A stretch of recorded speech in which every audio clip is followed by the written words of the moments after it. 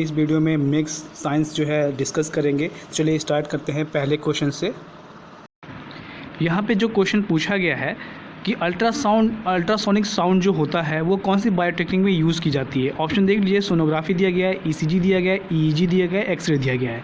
तो आंसर बताएं से पहले थोड़ा सा हम ऑप्शन डिस्कस करेंगे। तो पहला जो ऑप्शन है आपका ईसीजी है। तो ईसीजी का फुल फॉर्म पूछ सकता है, तो ध्यान रखिएगा जो ईसीजी का फुल फॉर्म होता है वो इलेक्ट्रोकार्डियोग्राफ होता है। ठीक है, इलेक्ट्रोकार्डियोग्राफ जो है ईसीजी का फुल फॉर्म होता है। अब बेसिकली ईसीजी का वर्क क्या है कि ये मेज़र करता है हार्ट बीट और रिदम ऑफ हार्ट। मतलब ये जो ईसीजी है वो हार्ट से रिलेटेड है, ये ध्यान रखिएगा। और जो ईईजी है इसका जो फुल फॉर्म है वो आपका इलेक्ट्रोइंसेल्पोग्राफ होता है। ध्यान रखिएगा, इलेक्ट्रोइंसेल्पोग्राफ। मेरा प्रोनाउंसिएशन गलत भी हो सकता है, आप एक बार देख लेंगे, लेकिन इसका जो फुल फॉर्म होता है जहाँ तक मुझे मालूम है इलेक्ट्रोइंसेल्पोग्राफ होता है। ठीक है, और ये बेसिकली यूज़ होता है आपके ब्रेन्स की एक्टिविटी को डिटेक्ट करने के लिए, मतलब ब्रेन में क्या प्रॉब्लम चल रही है उसको डिटेक्ट करने के लिए जो है ईईजी यूज़ किया जाता है। अब बात करेंगे एक्सरे के लिए। तो एक्सरे से दो क्वेश्चन बन सकता है कि पहला क्वेश्चन ये बन सकता है कि एक्सरे को जो है डिस्कवर किसने किया था। ध्यान रखिएगा रॉन्गटन ने जो है एक्सरे का डिस्कवर किया था। और दूसरा चीज़ ये पूछ सकता है कि एक्सरे कहाँ पर यूज़ होता है। तो ध्यान रखिएगा ट्रीटमेंट ऑफ कैंसर में जो है एक्सरे यूज़ होती है। साथ ही साथ आपके फ्रैक्चर ऑफ बोन्स वगैरह को देखने के लिए, फोटोग्राफी करने के लिए जो है एक्सरे यूज़ की जाती है। सो यहाँ अब आंसर की बात करेंगे तो इसका जो अल्ट्रासोनिक साउंड है वो यूज़ होता है आपके सोनोग्राफी में। ऑप्शन ए जो है इसका राइट आंसर हो जाएगा। अब बात करेंगे नेक्स्ट क्वेश्चन की। सो यहाँ पे क्वेश्चन पूछा गया है कि force of attraction between the molecules of different substance is called as. तो यहाँ पे ऑप्शन देख लीजिए, सरफेस टेंशन दिया गया है, कोहेसिव फोर्स दिया गया है, एडहेसिव फोर्स दिया गया है और नॉन ऑफ एबव दिया गया है। तो यहाँ पे देख लीजिए, ये पूछा गया कि जो फोर्स ऑफ अट्रैक्शन होता है बेसिकली डिफरेंट सब्सटेंस में पूछा गया है। तो ये क्या हो जाएगा, इसका आंसर एडहेसिव फोर्स हो जाएगा। ध्यान रखिएगा ऑप्शन सी जो है इसका राइट आंसर है। अगर यहाँ पे डिफरेंट या सेम सब्सटेंस बोलता तो उसका जो आंसर हो जाता वो आपका कोहेसिव फोर्स हो जाता। सो यहाँ पे ऑप्शन सी जो है राइट आंसर है। अब बात करेंगे नेक्स्ट क्वेश्चन के लिए। तो नेक्स्ट क्वेश्चन जो पूछा गया है कि स्फेरिकल शेप, ये spherical form of rain drop is due to. ये क्वेश्चन जो है मैंने काफ़ी वीडियो में जो है ये क्वेश्चन को बार बार इसलिए लेता हूँ कि ये बहुत ही पेट क्वेश्चन है ऐसे एग्जाम का। सो इसका राइट आंसर आपको आप तक मालूम चल गया होगा कि सरफेस टेंशन की वजह से जो है स्फेरिकल शेप होता है। और सरफेस टेंशन क्या होता है कि वाटर की एक प्रॉपर्टी होती है कि वो मिनिमम एरिया एक्वायर करे। और जो स्फीयर होता है उसका जो है मिनिमम एरिया होता है as compare to rectangle square. इसलिए जो है जो आपका रेन ड्रॉप होता है वो स्फेरिकल शेप में होता है। इसलिए यहाँ पे जो आंसर है, आंसर की बात किया जाए तो ऑप्शन बी जो है राइट आंसर हो जाएगा। और दूसरी बात एक और है कि कभी कभी क्या जो है आपका सरफेस टेंशन का जो है यूनिट पूछ लेता है। तो आप ध्यान रखिएगा जो सरफेस टेंशन होता है, अगर मैं ऐसे डिनोट करता हूँ सरफेस टेंशन को, तो फोर्स पर यूनिट लेंथ होता है। ध्यान रखिएगा फोर्स पर यूनिट लेंथ जो होता है सरफेस टेंशन का फॉर्मूला है। ठीक है, अब बात करेंगे नेक्स्ट क्वेश्चन की। तो नेक्स्ट क्वेश्चन जो है अच्छा सा क्वेश्चन पूछा गया है कि जो pressure inside a shop bubble, अगर आपने बबल देखा होगा साबुन का, तो उसके अंदर जो प्रेशर होता है वो प्रेशर क्या होता है कि एटमॉस्फेरिक प्रेशर से ज़्यादा होता है कि एटमॉस्फेरिक प्रेशर से कम होता है, या उसके एटमॉस्फेरिक प्रेशर के बराबर होता है, या हाफ ऑफ एटमॉस्फेरिक प्रेशर होता है। तो यहाँ पे पहले बात तो एक और आप जान लीजिए, एटमॉस्फेरिक प्रेशर को मेज़र करने के लिए जो है बैरोमीटर यूज़ किया जाता है। ठीक है, और सडन फॉल ऑफ बैरोमीटर, अगर सडन फॉलिंग होती है बैरोमीटर की तो ये इंडिकेट करता है कि स्टॉर्म आने वाला है। अब बात करते हैं इसके आंसर की। तो ये क्यों होता है, मतलब जो प्रेशर है सॉप बबल में वो क्या होता है, ज़्यादा होता है, कम होता है, बराबर होता है एटमॉस्फेरिक प्रेशर के। तो इसका जो राइट आंसर है आपका ऑप्शन ए हो जाएगा। जो एटमॉस्फेरिक प्रेशर है बबल्स के अंदर वो ज़्यादा होता है एज़ कम्पेयर टू उसके जो आउटसाइड प्रेशर है। ठीक है, सो यहाँ पे ऑप्शन ए जो है राइट आंसर है। अब बात करेंगे नेक्स्ट क्वेश्चन की। तो यहाँ पे नेक्स्ट क्वेश्चन पूछा हुआ है कि fish can survive in a frozen lake because. जो मछली हैं एक जमे हुए झील में जीवित रह सकती हैं क्योंकि fish are warm blooded animal, fish hibernate in ice, water near bottom does not freeze, ice is good conductor. So यहाँ पे ऑप्शन सी जो है इसका राइट आंसर हो जाएगा। ठीक है, अब थोड़ा सा ये भी जान लीजिए कि जो फ़िश होती हैं बेसिकली कोल्ड ब्लडेड होती है। यहाँ पे वार्म ब्लडेड लिखा हुआ है तो फ़िश जो है कोल्ड ब्लडेड होती हैं। और जो ह्यूमंस होते हैं, जो हम लोग होते हैं, वो बेसिकली क्या है, वार्म ब्लडेड एनिमल है। ठीक है, अब बात करेंगे नेक्स्ट क्वेश्चन की। तो नेक्स्ट क्वेश्चन जो है पूछा गया है कि जो पाइरिलियोमीटर होता है वो बेसिकली क्या मेज़र करता है। ऑप्शन देख लीजिए, sun spots, solar radiation, air temperature, temperature of planet. ठीक है। तो इसका आंसर जो है आपका ऑप्शन बी हो जाएगा। सोलर रेडिएशन को मेज़र करने के लिए पेरिलोमीटर जो है यूज़ किया जाता है। मेरा प्रोनाउंसिएशन थोड़ा ख़राब है, आप अपना सही कर लीजिएगा, ठीक है। अब नेक्स्ट क्वेश्चन को डिस्कस करते हैं। तो नेक्स्ट क्वेश्चन जो है यहाँ पे पूछा गया है कि a person is hurt on kicking a stone due to. तो वो पर्सन जो है, कोई पर्सन है अगर स्टोन है उसको हिट कर रहा है तो वो हर्ट फील करता है, या मतलब पेन फील करता है उसको मारने के बाद। ऐसा क्यों होता है? तो ऐसा इसलिए होता है क्योंकि न्यूटन का थर्ड लॉ वहाँ पे लगता है। न्यूटन का थर्ड लॉ सबको मालूम होगा कि to every action there is equal and opposite reaction. तो यहाँ पे रिएक्शन होने की वजह से जो है उस पर्सन को हर्ट होता है, मतलब जिस फोर्स से वो मारता है उसी फोर्स से वहाँ पे रिएक्शन होता है।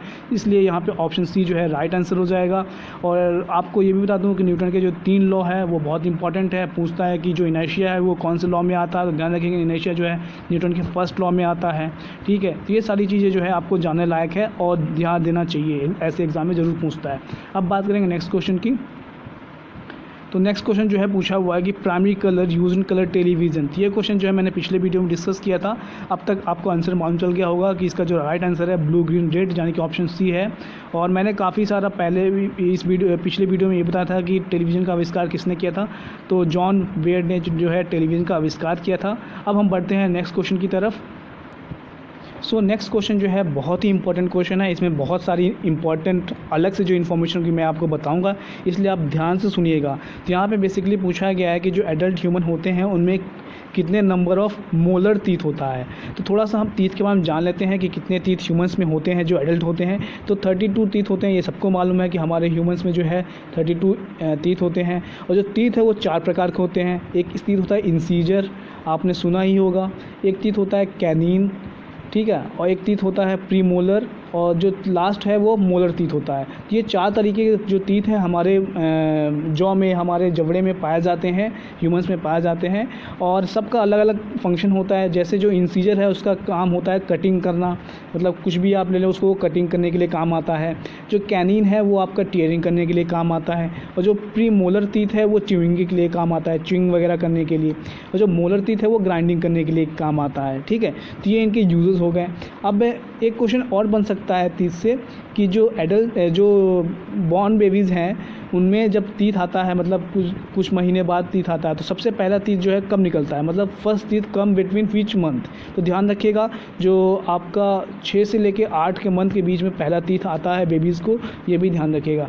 देन एक क्वेश्चन और बनता है कि एलिफेंट के जो आपने जो टीथ देखे होंगे जो बाहर निकले रहते हैं, बड़े बड़े से होते हैं, तो वो टीथ कौन सा टीथ है, मतलब किस प्रकार का टीथ है। तो ध्यान रखिएगा वो जो टीथ है वो इंसीजर टीथ है। तो ये सब चीज़ें जो है टीथ से बहुत इंपॉर्टेंट है। और सबसे ज़्यादा टीथ जो है कौन से एनिमल में पाया जाता है, तो हॉर्स और पिग में जो है सबसे ज़्यादा नंबर ऑफ़ टीथ पाए जाते हैं। तो ये भी आप ध्यान रखेंगे। अब इसका आंसर जान लेते हैं कि ह्यूमंस में मोलर टीथ कितने पाए जाते हैं। सो इसका जो राइट आंसर हो जाएगा आपका 12 मोलर टीथ जो है ह्यूमंस में पाए जाते हैं जो एडल्ट हैं। तो होप करता हूँ आपने जितना भी मैंने इंपॉर्टेंट इन्फॉर्मेशन बताया उसको आपने ध्यान से सुना होगा। अगर नहीं सुना है तो एक बार वीडियो को आप बैक करके फिर से सुन सकते हैं। अब हम नेक्स्ट क्वेश्चन को डिस्कस करते हैं।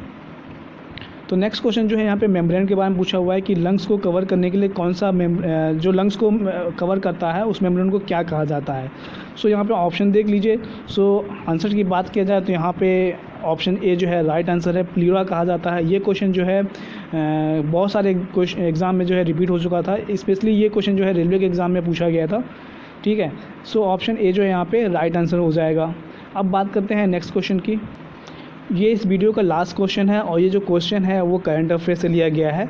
सो एक बात और मैं आपको बता दूं कि हम कुछ दिनों में जो है करंट अफेयर की सीरीज़ भी स्टार्ट करने वाले हैं, जो पिछले साल यानी 2018 से जनवरी से स्टार्ट होंगे। और अभी तक के इंपॉर्टेंट सिर्फ क्वेश्चन यहाँ पे डिस्कस होंगे जो आने वाले वीडियोज़ हैं उसमें। और ये जो क्वेश्चंस रहेंगे वो आने वाले एग्ज़ाम के लिए काफ़ी इंपॉर्टेंट रहेंगे, क्योंकि सिर्फ इंपॉर्टेंट क्वेश्चन लिया गया है, ठीक है। ये बैंकिंग का करंट अफेयर नहीं है, ये मतलब जो कॉमनली एग्ज़ाम में पूछा जाता है उसका करंट अफेयर रहेगा। तो वो क्वेश्चन, वो जो वीडियोज़ हैं आने वाले उसको ज़रूर देखिएगा आपके, क्योंकि इसमें इस एग्ज़ाम में जो है आपके करंट अफेयर के भी क्वेश्चन पूछे जाते हैं, इसलिए आपके एग्ज़ाम के लिए काफ़ी इंपॉर्टेंट होगा। चलिए अब क्वेश्चन को डिस्कस करते हैं। तो क्वेश्चन जो यहाँ पे पूछा गया है, which women's cricket team has posted the highest ever total in one day cricket, ठीक है। तो यहाँ पे हाईएस्ट स्कोर पूछा है कि कौन सी वुमेन टीम ने बनाया है। तो ये बहुत करंट अफेयर का क्वेश्चन है। सो इसका जो राइट आंसर हो जाएगा न्यूजीलैंड की वुमेन्स टीम है जिसने जो है हाईएस्ट रन बनाया है ओडीआई की क्रिकेट में, ठीक है। और ये जो है किसके खिलाफ बनाया है, ये आयरलैंड के खिलाफ बनाया है, ठीक है, तो ये भी ध्यान रखेंगे किसके खिलाफ बनाया है। और न्यूजीलैंड के एक प्लेयर हैं जिसने हाईएस्ट स्कोर किया है इस मैच के दौरान, और वो अब तक का सबसे ज़्यादा हाईएस्ट स्कोर रहा है। तो उसका भी आंसर आप जान लीजिए, उस महिला का नाम क्या है। उनका नाम जो है, वो क्रिकेटर का नाम जो है एमिला केर है। स्पेलिंग लिख देता हूँ, ठीक है। एमिला केर जो है प्लेयर का नाम है, जो वुमेंस क्रिकेट टीम में हाईएस्ट स्कोर की है। इन्होंने 232 स्कोर किया था इसी मैच के दौरान। और इस मैच के दौरान जो न्यूजीलैंड की टीम है, वुमेंस टीम है, उसने 490 रन स्कोर किया था, जो अभी तक का वुमेंस टीम में हाईएस्ट स्कोर रहा है, ठीक है। तो ये क्वेश्चन जो है यहाँ से काफ़ी इंपॉर्टेंट बनते हैं। तो यहाँ पे आंसर की बात कर लेते हो तो ऑप्शन बी हो गया है। सो फ्रेंड, यहाँ से हम वीडियो को एंड करते हैं। होप करता हूँ आपको मैंने यहाँ पे जितने भी क्वेश्चन बताए वो काफ़ी आपको जो नॉलेज है वो बूस्टअप किया होगा, और आशा करता हूँ कि आपने हमारे वीडियो को जो है लाइक भी किया होगा। सो फ्रेंड, आज के लिए बस इतना ही। Thanks for watching and listening.